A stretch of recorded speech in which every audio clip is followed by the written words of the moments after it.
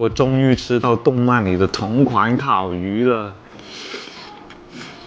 好吃啊！唔知大家有冇發現呢？最近廣州出現咗超級無力多嘅咩奧馬卡西啊、爐端燒啊、燒鳥啲咁嘅店。咁今日呢，我哋帶大家去食一間可以一次性食晒全部日料，而且仲有超級無力大江景嘅日料店。一入嚟就可以睇到一線江景。哇，這個房間我真的愛了。你們也知道，一般我是不給你們介紹環境的，對吧？但是它這個江景真的，我都想端着吃給你們看。醬燒火海螺，佢將啲螺乾單獨整咗出嚟燒。我們先試一下這個螺乾啊。哇，好香啊！呢種酒味，佢烤完之後係實嘅，有少少似嗰種凍到嘅雞肝咁嘅口感，好香醇啊！再試下個海螺，佢入面仲有醬汁嘅，挑出來係冒煙嘅。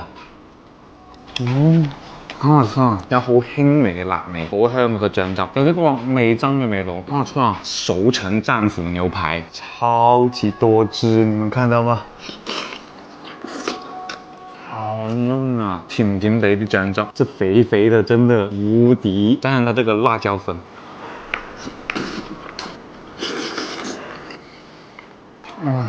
這個肉真的特別的嫩，有一點都不膩。熟成其實就是把它的風味全部都濃縮了，肉香跟油香都特別足。你們看到這個肥肥的部分才是最香的啊！它這裡還有個桌前歐瑪卡西，就會來到你桌子旁邊，現場給你做壽司。三文魚、真鯛、大腹、油甘魚、左口魚、池魚、北極貝、赤貝、刺身、牡丹蝦、海膽。我們先試一下這個左口魚，好似喺度食緊醬膠，一個超級多油脂嘅醬膠，糯糯唧唧的，好神奇的那個口感。這個牡丹蝦好大。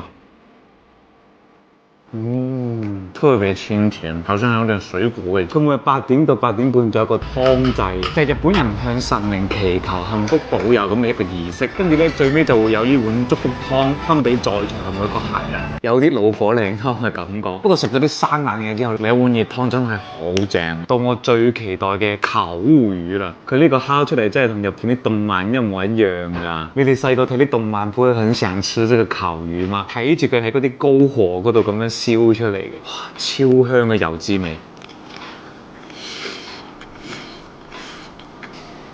好好吃啊！表皮係焦香，而且表面啲鹽超級提味啊！原來動漫裡的烤魚這麼好吃的嗎？哇，這個烤魚真的好絕啊！佢呢種魚原先啲油脂就好夠，而且沒有什麼小刺，骨頭都不想放過。這頓吃下來是真的爽。首先看到這個風景就很有儀式感，食慾大增。那個烤魚是最好吃的，你們一定要過來試一下。肯定很多人跟我一樣，從小的時候就特別想吃這個烤魚。然後這個地方真的很適合約會，整個餐廳幾乎都是落地窗。哇，這個江景真的很無敵。就衝着這個烤魚，大家都過來給我試一下，好吧？